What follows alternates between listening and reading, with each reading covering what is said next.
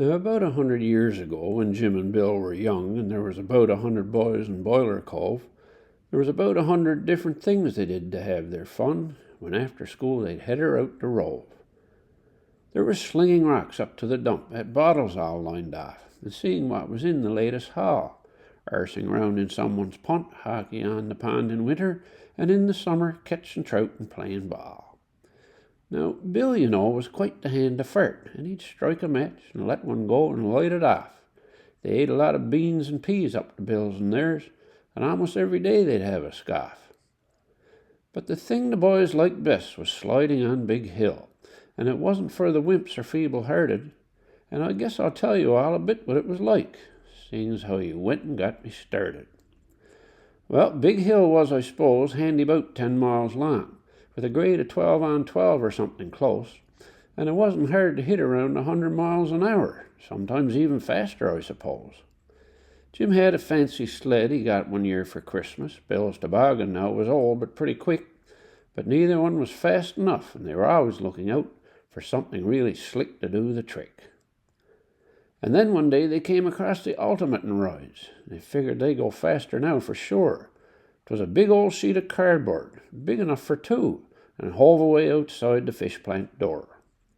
It was insulated stuff with plastic lining on one side, and now certainly that's the stuff for speed, and their calculations showed that with the two of them aboard, they'd go even faster, yes indeed.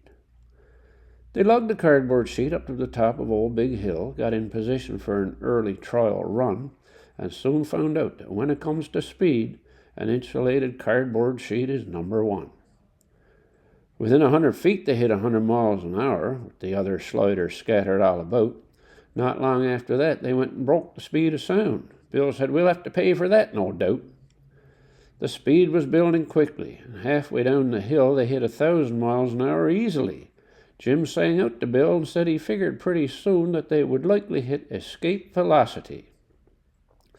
They were almost to the bottom, and things were looking bad.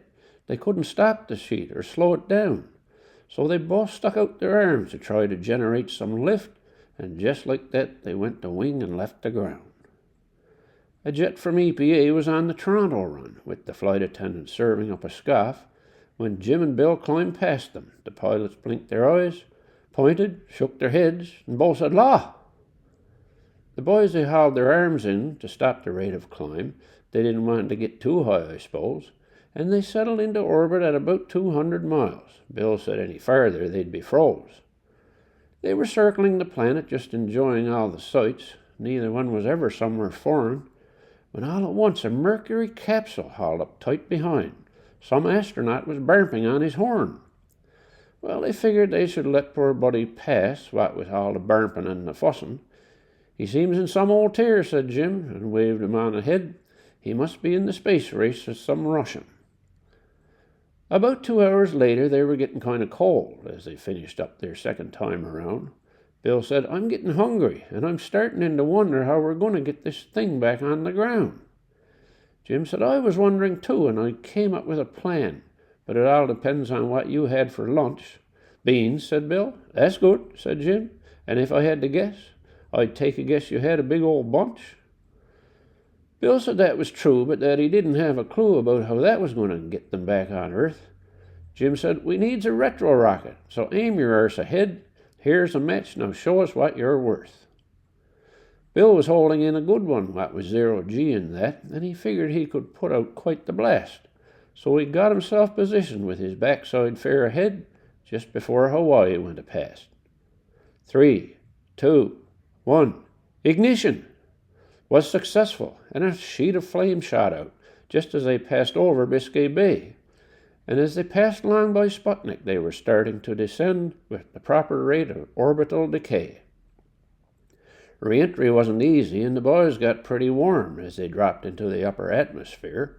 The Atlantic was below them, but they couldn't see Big Hill, so they both stuck out their arms to try and steer.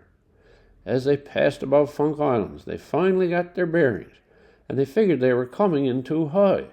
So Bill hauled in his arms while Jim kept his abroad, and Big Hill came in sight there by and by. They smacked down at the bottom of the hill and used the uphill grade to try and stop, and finally dug their heels in the snow to try and slow, barely got her stopped before the top. Well, later on at supper, Bill was telling about his day, and his father said, "Oh, yes, I got no doubt of it. I dare say you was on the moon and got that all cocked off. Don't say you went and knocked the moon down out of it." Well, the boys are all retired from the space program these days, but NASA's always at them for specifics. They're the only ones around with all the expertise in beans and peas for spaceflight, astrophysics.